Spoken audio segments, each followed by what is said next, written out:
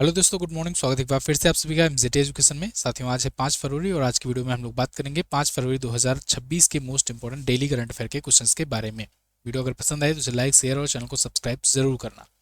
सबसे पहले वर्ष 2026 में विश्व कैंसर दिवस मनाया गया। कल हम लोगों ने पढ़ा था, उसका रिवीजन करेंगे। तो 4 फरवरी को मनाया गया। 95 देशों को जोड़ करके भारत 2026 में पहला वैश्विक शिखर सम्मेलन करेगा, वैश्विक बिग कैट शिखर सम्मेलन का, यानी ग्लोबल बिग कैट समिट का। 68वां ग्रैमी अवार्ड की घोषणा हुई है और आध्यात्मिक गुरु दलाई लामा ने 90 वर्ष की आयु में अपना पहला ग्रैमी अवार्ड जीता है। भारतीय सेना और आईटीबीपी ने अभी संयुक्त अभ्यास अग्नि परीक्षा आयोजित किया। अरुणाचल प्रदेश में ये अभ्यास हुआ है। रक्षा मंत्री राजनाथ सिंह जी ने अभी यंत्र इंडिया लिमिटेड नाम की एक रक्षा पीएसयू है, यानी डिफेंस की पब्लिक सेक्टर की यूनिट है, इसको मिनी रत्ना श्रेणी वन का दर्जा दिया है। और भारत के नए बीआईएस मानकों को पूरा करने वाला पहला सोलर मॉड्यूल बन गया जी स्टार। यात्रियों के परिवहन के लिए हाइड्रोजन से चलने वाली बसें तैनात करने वाला भारत का पहला एयरपोर्ट बन गया Cochin international airport. Hindustan shipyard limited के नए अध्यक्ष और प्रबंध निदेशक होंगे कैप्टन गंटी वेंकट सुरेलू। 16.5% हिस्सेदारी के साथ भारत का नवीनीकरण ऊर्जा का पावर हाउस या कहें सबसे ज्यादा नवीनीकरण ऊर्जा वाला राज्य बन गया गुजरात। मेबेलिन न्यूयॉर्क ने अभी बॉलीवुड स्टार कियारा आडवाणी को भारत के लिए अपना नया ब्रांड एम्बेसडर नियुक्त किया है। ये टॉप 10 करंट अफेयर के क्वेश्चंस थे कल की वीडियो से, जिनका आपने किया रिवीजन। अब हम लोग बात करेंगे आज की करंट अफेयर की, लेकिन इसकी क्विज और पीडीएफ आपको एमजेटी ऐप पर मिल जाएगी। पीडीएफ आपको टेलीग्राम पर भी दे दी जाएगी, वहां से भी आप डाउनलोड कर सकते हो। पहला क्वेश्चन, अमेरिकी राष्ट्रपति डोनाल्ड ट्रंप ने भारतीय वस्तुओं पर लगने वाले पारस्परिक टैरिफ को 50% से घटाकर कितना कर दिया? तो ये 50% का टैरिफ घट करके हो गया है 18%। ध्यान रहे, पहले 25% का रेड सी ब्रोकर टैरिफ लगा था और 25% का टैरिफ लगा था रसिया से ऑयल ट्रेड करने पर। अब भारत और अमेरिका की ट्रेड डील फाइनल हो गई है और इस अवसर पर ट्रंप ने ये बताया है कि भाई देखो, भारत अब रूस से तेल नहीं खरीद रहा है, तो यानी कि ये वाला टैरिफ हटेगा। और भारत से ट्रेड डील हुई है तो वो अब उसके अनुसार ये टैरिफ रेसिप्रोकल वाला घट करके 18% आएगा। यानी जो 50% टैरिफ लगा करता था वो अब 18% टैरिफ लगेगा इंडिया और यूएसए के बीच में ट्रेड होगा। तो इसके अलावा भी बहुत सारे अनाउंसमेंट हुए हैं। जैसे ये कहा गया है कि इसके बदले में भारत जो है ये $500 बिलियन का यूएस प्रोडक्ट खरीदेगा, $500 बिलियन का। इसके अलावा ये भी कहा गया है कि भारत रूस से तेल लेना बंद कर देगा। दूसरी बात ये कही गई है कि भारत अमेरिकी प्रोडक्ट पर 0% टैरिफ लगाएगा। तो ये सब बातें अभी बड़ी बड़ी निकल करके आई है। हालांकि भारत ने अपनी तरफ से 2-3 बातों की पुष्टि नहीं की है अभी ऑफिशियल रूप से, क्योंकि देखो अभी डिटेल्ड रिपोर्ट नहीं आई है। अभी अनाउंसमेंट हुआ है, दोनों ने राष्ट्राध्यक्षों ने एक दूसरे को कंग्रेचुलेट कर दिया है। भारत के प्राइम मिनिस्टर मोदी ने भी इस बात की कंफर्मेशन कर दी है। तो अब फिलहाल परसेंटेज पता लगा है, लेकिन अभी ये नहीं एग्जैक्टली पता लगा है कि कितने सामान आएंगे, कितना, क्या भारत $500 बिलियन का सामान खरीदेगा कि नहीं अमेरिका से। अगर खरीदता है तो मेड इन इंडिया वाला का क्या हो गया, है ना, मेक फॉर द वर्ल्ड वाला सिस्टम कहाँ गया, आत्मनिर्भरता कहाँ गई। तो ये सब पर भी सवाल उठ रहे हैं। खैर, अगला देखते हैं। 13वां भारत किर्गिस्तान संयुक्त विशेष बल अभ्यास खंजर 13 ये कहाँ आयोजित हुआ? तो खंजर 13 जो है भारत किर्गिस्तान के बीच होता है। ये इस बार हुआ है कहाँ पर? मिसामारी, असम में। असम के मिसामारी में आयोजित किया गया। संस्करण इसका 13वां था। भारतीय सेना की पैरा एसएफ जो है स्पेशल फोर्सेस और किर्गिस्तान की स्कॉर्पियन ब्रिगेड ने इसमें हिस्सा लिया। 4 से 16 फरवरी तक ये चल रहा है। मुख्य फोकस पहाड़ी और जंगली इलाकों में कैसे आतंकवादी विरोधी अभियान चलाना है। हालांकि इस अभ्यास की शुरुआत 2011 से हुई है, ठीक है, और इस बार इसका 13वां संस्करण है। तो किर्गिस्तान अगर आप देखोगे तो भारत के ऊपर नॉर्थ में ही आपको एक देश दिखेगा, ये है किर्गिस्तान, ठीक है। ऊपर कजाकिस्तान है, इधर किर्गिस्तान है। तो ये सभी देश जो हैं, जो किर्गिस्तान, तुर्कमेनिस्तान, उज्बेकिस्तान, ये सभी यहीं पर हैं। अब किर्गिस्तान की राजधानी पूछा जाएगा तो बिस्केक आप बता देना। मुद्रा यहाँ पर सोम होता है, ये दोनों जरूर पूछा जाएगा, ठीक है ना। और एशिया में ये पड़ता है, कजाकिस्तान, उज्बेकिस्तान, तजाकिस्तान और चाइना के साथ ये अपना बॉर्डर लगाता है, ठीक है। राष्ट्रपति हैं इसके सादिर जपारो। अच्छा, जनवरी की ई बुक आ चुकी है साथियों, हिंदी और इंग्लिश दोनों लैंग्वेज में। जिनको जिनको लेना है जाकर के मात्र 20 रुपये पे करके आप एमजेटी ऐप से ले सकते हो, या फिर आप व्हाट्सएप कर दोगे तो व्हाट्सएप पर भी आपको प्रोवाइड कर दी जाएगी। इसके अलावा जिनको लास्ट 6 मंथ की चाहिए वो लास्ट 6 मंथ की ले सकते हैं, जिनको ब्रह्मास्त्र चाहिए ईयरली वो ईयरली ई बुक ले सकते हैं। ई बुक्स के माध्यम से भी आप अपना बेहतरीन तरीके से तैयारी कर सकते हो करंट अफेयर का। यहाँ पर टॉपिक वाइज चैप्टर वाइज सारे कंटेंट होते हैं। तो इस नंबर पर व्हाट्सएप कीजिए, आपको यूपीआई का क्यूआर कोड दिया जाएगा, वहाँ पर पेमेंट करके आप ले सकते हो ई बुक, या फिर आप MJT ऐप डाउनलोड कर लो, वहाँ से जाकर बेस्ट ई बुक सेक्शन में कैटेगरी वाइज जाकर देख लेना कौन सी ई बुक आपके लिए सुटेबल है, उसे आप ले सकते हो। अगला देखते हैं, निवेदिता दुबे को किस संस्थान के बोर्ड की पहली महिला सदस्य बनाया गया? तो निवेदिता दुबे ये बन गई हैं एयरपोर्ट अथॉरिटी ऑफ इंडिया की पहली महिला सदस्य बोर्ड मेंबर। ठीक है, तो निवेदिता दुबे आपको यहाँ पर दिख रही हैं, एयरपोर्ट अथॉरिटी ऑफ इंडिया के बोर्ड का मेंबर बनाया गया है और पहली महिला बन गई हैं ये। एयरपोर्ट अथॉरिटी ऑफ इंडिया की स्थापना 1995 में हुई थी, नई दिल्ली में हेडक्वार्टर है। एयरपोर्ट अथॉरिटी ऑफ इंडिया ही पूरा भारत में जितना भी एयरपोर्ट्स हैं जो संचालन होता है वो इसी के तहत होता है। ठीक है, इसी के द्वारा रूल रेगुलेशन वगैरह बनाए जाते हैं। अब यहाँ पर पहली महिला आई हैं, तो पहली महिला से रिलेटेड जो क्वेश्चन बन सकते हैं उनका रिवीजन करते हैं। ठीक है, क्योंकि पहली महिला बहुत इंपॉर्टेंट होता है, यहाँ से क्वेश्चन बनता है। भारत की पहली महिला प्रधानमंत्री आप जानते हो, इकलौती महिला प्रधानमंत्री इंदिरा गांधी जी अब तक बनी है। 1966 में 24 जनवरी को ये शपथ ली थी पहली बार पहला महिला प्रधानमंत्री के रूप में। तो 24 जनवरी को इसीलिए बालिका दिवस मनाते हैं हम लोग, राष्ट्रीय बालिका दिवस, ये भी याद रखना, ये क्वेश्चन पूछा गया है, आगे भी पूछा जाएगा। भारत की पहली राष्ट्रपति प्रतिभा देवी सिंह पाटिल रही। भारत की पहली महिला मुख्यमंत्री ये उत्तर प्रदेश में रही, सुचेता कृपलानी। भारत की पहले लोकसभा स्पीकर मीरा कुमार बनी थी। भारत की पहली महिला राज्यपाल सरोजिनी नायडू जी बनी थी, उत्तर प्रदेश की बनी थी। भारत की पहली महिला सुप्रीम कोर्ट में जज ये जस्टिस M फातिमा बीवी बनी थी, इसको याद रखना बहुत इंपॉर्टेंट है। ठीक है, और भारत की पहली महिला IAS अधिकारी अन्ना राजम मल्होत्रा बनी थी। ध्यान रखना कि अभी चीफ जस्टिस ऑफ इंडिया नहीं प्राप्त पता लगा है, ठीक है ना, भारत की पहली महिला चीफ जस्टिस नहीं बनी है, अभी ये जज बनी थी। ठीक है, भारत की पहली महिला IPS अधिकारी किरण बेदी। भारत की पहली महिला वायुसेना पायलट हरिता कौर देओल। भारत की पहली महिला अंतरिक्ष यात्री कल्पना चावला। खेल जगत में भारत की पहली महिला ओलंपिक पदक विजेता कर्णम मल्लेश्वरी, सन 2000 के सिडनी ओलंपिक में इन्होंने ब्रॉन्ज जीता था। भारत की पहली महिला शतरंज ग्रैंड मास्टर कुनेरू हम्पी। और पहली महिला टेनिस ग्रैंड स्लैम विजेता सानिया मिर्जा। पहली महिला, ये हालांकि डबल्स में जीती थी, सिंगल्स में नहीं। भारत की पहली महिला boxer Olympic medallist Mary Kom. विश्व की पहली महिला प्रधानमंत्री सरीमाओ भंडारनाके, श्रीलंका की। पहली महिला नोबेल पुरस्कार विजेता मैडम क्यूरी। पहली महिला अंतरिक्ष यात्री वेलेंटीना तेरेस्कोवा, रूस। और पहली महिला राष्ट्रपति विश्व में इसाबेल परón बनी है, अर्जेंटीना की। क्लियर, तो ये पहली महिलाएं थी, बहुत इंपॉर्टेंट यहाँ से क्वेश्चन बनता है। चैनल को आप जरूर सब्सक्राइब कीजिए ऐसे और कंटेंट पाने के लिए। आगे देखते हैं, केंद्रीय मंत्रिमंडल की नियुक्ति समिति ने रक्षा विभाग में निदेशक के रूप में किसे नियुक्त किया है? तो केंद्रीय मंत्रिमंडल की नियुक्ति कमेटी ने रक्षा विभाग का निदेशक यानी कि डिफेंस डिपार्टमेंट का निदेशक नियुक्त किया है M अनीता को। किसे? M अनीता को नियुक्त किया है रक्षा विभाग में डायरेक्टर के पद में।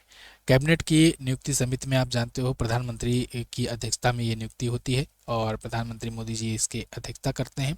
कैबिनेट की नियुक्ति समिति के द्वारा ही जितने भी सचिव नियुक्त होते हैं, जितने भी केंद्रीय मंत्रियों के या फिर ऐसे बड़े बड़े डिपार्टमेंट्स के जो हेड नियुक्त होते हैं वो सब इसी कैबिनेट की नियुक्ति समिति के द्वारा नियुक्ति होती है।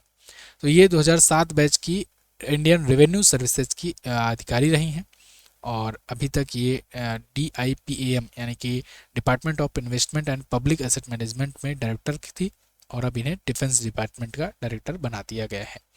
अगला, मणिपुर के नए मुख्यमंत्री पद के लिए किसे चुना गया? मणिपुर के नए मुख्यमंत्री कौन बने? तो आपने देखा N बीरेन सिंह ने इस्तीफा दे दिया था, उसके बाद फिर राष्ट्रपति शासन लग गया था। राष्ट्रपति शासन, अच्छा चलो बताओ कि किस अनुच्छेद के तहत लगता है? राज्यों में राष्ट्रपति शासन किस अनुच्छेद के तहत लगता है? कमेंट करके मुझे बताइए। तो अब उसके बाद से अभी नई नियुक्ति हुई है युमनाम खेमचंद सिंह को, ये बन गए हैं नए CM, new CM of Manipur. आप देख रहे हो मणिपुर में 2-3 सालों से बहुत टेंशन चल रही है, दंगे वगैरह भी बहुत ज़्यादा हुए। अब ऐसे में देखा जा रहा है क्या आगे शांति होगी कि नहीं, वो तो देखने वाली बात होगी। ये मणिपुर के विधानसभा के अध्यक्ष के रूप में भी काम कर चुके हैं, काफ़ी लंबा इनके पास राजनीतिक अनुभव रहा है। ठीक है, तो अब इनको नियुक्त किया गया है। अच्छा, मणिपुर में जो राष्ट्रपति शासन लगा था वो 13 फरवरी को खत्म होना था 2026 को, लेकिन गृह मंत्री जी ने उससे पहले ही मुख्यमंत्री की नियुक्ति हो जाने पर तुरंत नोटिस जारी कर तत्काल प्रभाव से खत्म कर दिया। ठीक है, तो युमनाम खेमचंद सिंह ये बीजेपी को मुख्यमंत्री बन गए हैं, बीजेपी की पार्टी से मणिपुर के मुख्यमंत्री बन गए हैं। ठीक है, अच्छा, ये मैंने अभी आपसे पूछा किस अनुच्छेद के तहत राज्यों में आपातकाल लगता है।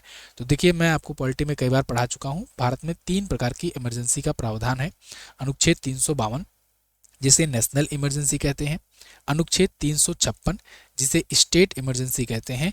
राज्यों में ये आपातकाल लगता है, राज्यपाल का शासन हो जाता है, लेकिन इसे राज्यों में राष्ट्रपति शासन कहते हैं। ठीक है, और उसके बाद अनुच्छेद 360 होता है जिसे वित्तीय आपात कहते हैं या कहें फाइनेंशियल इमरजेंसी कहते हैं।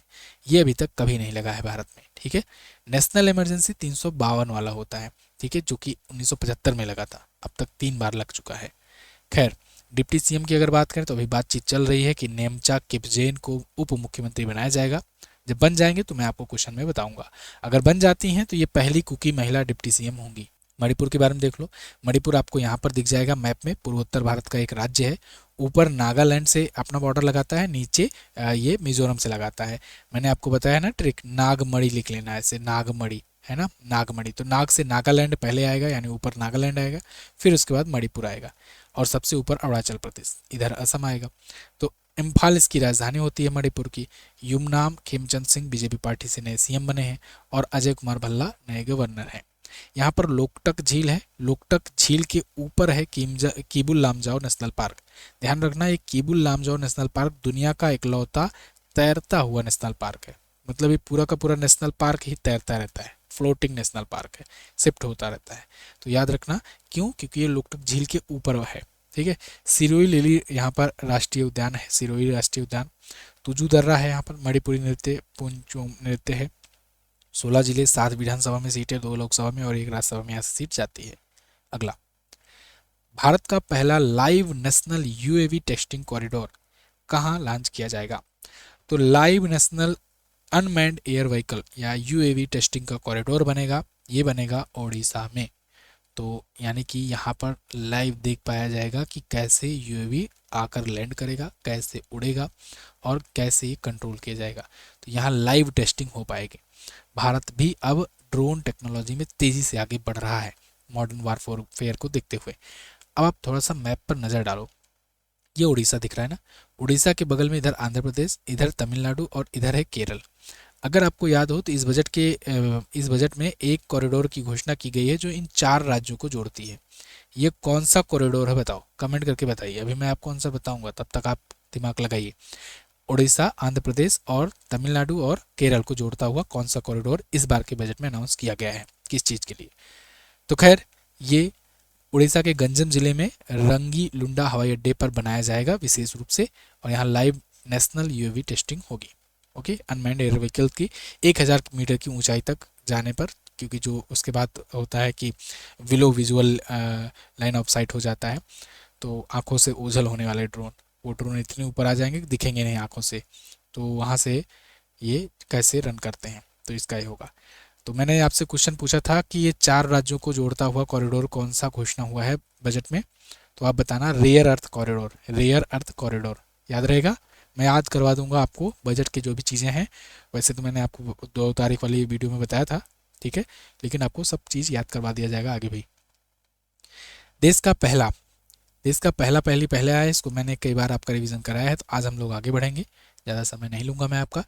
तो ये अगेन आ गया। तो देखिए, उड़ीसा, आंध्र प्रदेश, तमिलनाडु और केरल यहाँ का है rare earth corridor, rare earth corridor. ठीक है, मोहन चरण मांझी ये बीजेपी पार्टी से उड़ीसा के सीएम है। कम्मपति हरिबाबू यहाँ के गवर्नर है। चिल्का झील है, चिल्का झील से 3 point, first Ramsar site of India, पहली लेगून, ये पहली सबसे बड़ी खारे पानी की झील है, तीसरा लेगून झील। ठीक है, तो ये 3 पॉइंट आपको याद रखना है। कांजिया झील है, सिमलीपाल राष्ट्रीय उद्यान है, नंदनकानन जूलॉजिकल पार्क है, चारचंद का हाथी विहार है, भीतरकनिका यहाँ पर है। 30 सीटें, 30 जिले हैं, 147 विधानसभा में सीटें, लोकसभा में 21 और राज्यसभा में यहाँ से जाती है 10 सीट। भुवनेश्वर है राजधानी। दक्षिण अमेरिका की सबसे ऊंची चोटी माउंट एकांकागुआ पर चढ़ाई करने वाली कबाकयानो किस राज्य से हैं? तो माउंट एकांकागुआ जो कि साउथ अमेरिका की सबसे ऊंची चोटी है, इस पर चढ़ाई करने वाली अरुणाचल प्रदेश की पहली महिला बन गई हैं। अरुणाचल प्रदेश आप जानते हो भारतीय राज्य है। भारत की ये कुल 5वीं और अरुणाचल प्रदेश की पहली महिला बन गई हैं। ठीक है, इस पर चढ़ने वाली माउंट एकांकागुआ। ये दुनिया की जो सातों महाद्वीप की सबसे टॉप की ऊंची जो चोटियां हैं ना, उस पर चढ़ने का अपना वो बनाई हुई है लक्ष्य, जिसे सेवन समिट पर्वतारोहण कहा जाता है। तो सेवन समिट पर्वतारोहण अभियान का इनका हिस्सा है। इससे पहले माउंट एवरेस्ट जो कि यूरोप की सबसे ऊंची चोटी है, इसके पहले अफ्रीका की जो सबसे ऊंची चोटी माउंट किलिमंजारो, यहाँ सब ये फतह कर चुकी हैं। अब दक्षिण अमेरिका की सबसे ऊंची चोटी माउंट एकांकागुआ पर भी ये सक्सेसफुली चढ़ाई कर चुकी हैं। कबाक यानू नाम याद रखना, ठीक है। वैसे अभी तक माउंट एकांकागुआ पर कुल 7 लोगों ने चढ़ाई की हुई है, जिनमें से 5 महिलाएं हैं और इसके बाद एक पुरुष है और एक रक्षा मंत्रालय की टीम है। वैसे माउंट एकांकागुआ एशिया के बाहर दुनिया की सबसे ऊंची चोटी है, ये भी कभी कभी पूछ लिया जाता है, याद रखना।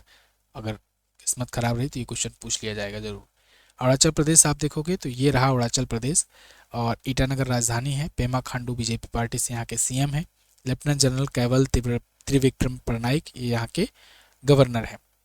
नामदफा राष्ट्रीय उद्यान बहुत पूछा जाता है। कमलांग, पक्के और मैलिंग, ये तीनों याद रखना, ये सब पूछे जाते हैं यहाँ के नेशनल पार्क, क्योंकि अरुणाचल प्रदेश पर अपना हिस्सा जताने की मतलब कोशिश करता है चाइना, इसे अपना बताता है, और जबकि ये भारतीय राज्य है, तो इसलिए यहाँ से क्वेश्चन बहुत पूछे जाते हैं जब भी कोई न्यूज आती है। तो 28 जिले हैं, 60 विधानसभा में सीटें हैं, 2 लोकसभा में और 1 राज्यसभा में यहाँ से सीट जाती है।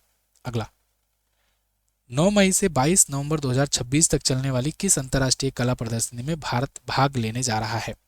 तो 9 से 22 नवंबर तक चलेगा वेनिस बिएनाले, और इसमें ये एक अंतर्राष्ट्रीय कला प्रदर्शनी है और इसमें भारत भी अपनी गैलरी स्थापित करेगा, भारत भी पार्टिसिपेट करेगा। तो ये दुनिया के सबसे पुराने और सबसे महत्वपूर्ण मंचों में से एक है समकालीन कला के लिए। तो भारत के भी कई प्रदर्शनकारी यहाँ पर जा रहे हैं, जैसे 5 भारतीय कलाकार जा रहे हैं, जैसे अलवर बाल सुब्रमण्यम, सोमाक्षी सिंह, रजनी सेट्टार, असीम वाकिफ, स्कारमा सोनम तासी, ये सभी जा रहे हैं अपना कला का प्रदर्शन करने। भारत की तरफ से क्यूरेटर होंगे डॉक्टर अमीन जाफर, तो ये भारतीय पवेलियन के क्यूरेटर होंगे। तो 7 साल बाद भारत 61वें वाले संस्करण में हिस्सा लेने जा रहा है, ठीक है। अगला, हाल ही में किसने क्रैफोर्ड पुरस्कार जीता है? तो क्रैफोर्ड पुरस्कार 2026, इसे क्रैफोर्ड कहा जाता है, वैसे क्रैफोर्ड पुरस्कार 2026 जीत लिया है वीरभद्रन रामनाथन ने। वीरभद्रन रामनाथन को ये क्रैफोर्ड प्राइज मिला हुआ है। ये भारतीय मूल के वैज्ञानिक हैं और इन्होंने ना जलवायु में सीएफसी की मात्रा के बारे में पता लगाया है कि कैसे ग्रीन हाउस गैसों में क्लोरोफ्लोरोकार्बन जो है ना, ये सबसे ज़्यादा प्रभाव डालती है ग्लोबल की वार्मिंग को करने में, यानी कि ग्लोबली वार्म होने में। तो इन्होंने बताया कि सीएफसी का एक अणु जो होता है ना, वो कार्बन डाइऑक्साइड यानी CO2 की तुलना में पृथ्वी को हजारों गुना अधिक गर्म करता है। आपको याद हो तो मॉन्ट्रियल प्रोटोकॉल आया था 1987 में, और इसमें ये कहा गया था कि भाई सीएफसी को चरणबद्ध तरीके से सब शून्य करेंगे उत्सर्जन का, और इस पर बहुत सारी फैक्ट्रियों में ताले भी लगे जहाँ से सीएफसी का प्रोडक्शन हो रहा था। तो इस पर इन्होंने ये रिसर्च की हुई है कि हजारों गुना अधिक गर्म करता है कार्बन डाइऑक्साइड की अपेक्षा। अब तो लोग सीएफसी खत्म ही कर चुके हैं, अब CO2 को भी उत्सर्जन को कम करने पर लगे हुए हैं। खैर, वीरभद्रन रामनाथन को ये अवार्ड मिला है क्रैफोर्ड प्राइज। अच्छा, क्रैफोर्ड प्राइज को भूविज्ञान का नोबेल कहा जाता है, यानी जियो साइंसेस का नोबेल भी कहा जाता है, तो इसे याद रखना। और इसके पहले विजेता थे व्लादिमीर आर्नोल्ड और लुई नेरेनबर्ग।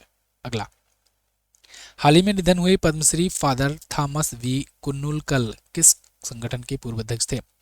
तो बहुत ही फेमस फादर रहे थॉमस वी कुन्नुलकल, ये टीचर भी रहे, अध्यापक भी रहे। सीबीएसई के ये पूर्व चेयरमैन रह चुके थे, central board of secondary education के। तो इसके चेयरमैन पद से रिटायर हुए थे, तो इनका भी निधन हो गया है। इन्हें पद्मश्री से भी सम्मानित किया गया था, जो कि चौथा सबसे बड़ा नागरिक सम्मान है। आप इनके बारे में ऐसा ही समझ सकते हो, अरुण जेटली जी को आप जानते ही होंगे, दिग्गज वित्त मंत्री भी रहे भारत के, इनके ये गुरु थे, है ना। तो 1980 से 87 तक ये सीबीएसई के चेयरमैन पद पर भी रहे, और इन्हीं के टाइम पीरियड पर सहोदय स्कूल कॉम्प्लेक्स की शुरुआत की गई थी। राष्ट्रीय मुक्त विद्यालय शिक्षा संस्थान, इसके भी संस्थापक अध्यक्ष थे ये, 1989 में जो स्थापित हुआ था। तो खैर, माय प्रिंसिपल कहकर हमेशा बुलाते थे जेटली जी। जेटली जी भी नहीं रहे और अब ये भी नहीं रहे। जेटली जी 1969 बैच में इनके छात्र थे। 1974 में इनको पद्मश्री मिला था। तो ये थे साथियों आज के दिन के टॉप 10 करंट अफेयर के क्वेश्चंस। आई होप आपको वीडियो पसंद आई होगी। अगर पसंद आई है तो इसे लाइक और शेयर जरूर कीजिएगा। एक मैं आप लोगों के लिए क्षमा चाहता हूँ, माफ़ी मांगना चाहता हूँ पहले ही। देखिए इस मंथ ना फरवरी महीने में पूरा का पूरा शेड्यूल बिगड़ा रहेगा, और फर्स्ट हाफ ऑफ मार्च में, क्योंकि मार्च में होने वाली है शादी, तो ऐसे में दौड़ भाग मार्केटिंग ये सब सब चल रहा है, तो इसी वजह से वीडियो डिले लेट। वैसे मैं पूरा कोशिश करता हूँ कि डेली करंट अफेयर आपका रोज़ाना मिले, लेकिन कभी कभी फिर भी दिक्कत हो जाती है ना। बार बार लखनऊ से घर जाना, घर से यहाँ आना, तो बहुत सारी दिक्कत हो जाती है, तो इसलिए जो है कभी कभी डिले हो जाएगी, उसके लिए मैं पहले से ही माफ़ी मांग रहा हूँ आपसे। तो कल हम लोग देखते हैं जो पूछे थे क्वेश्चन, उसका आंसर क्या है। तो बजट में रक्षा क्षेत्र के लिए कुल कितना बजट था? 7.85 लाख करोड़ इस बार किया गया है। और शिक्षा मंत्रालय के लिए बजट 2026-27 में कितना राशि है? तो 1,39,289 करोड़ रुपए है। आज आपको क्या बताना है, ग्रैमी अवार्ड जीतने वाले पहले भारतीय कौन थे? दूसरा, विश्व कैंसर दिवस मनाने की शुरुआत कब हुई थी? दोनों क्वेश्चंस के बारे में जो भी पता हो डिटेल में जरूर आंसर करना। मैं मिलूंगा साथियों अगली वीडियो में अगले टॉपिक में, तब तक के लिए नमस्कार, जय हिंद, वंदे मातरम।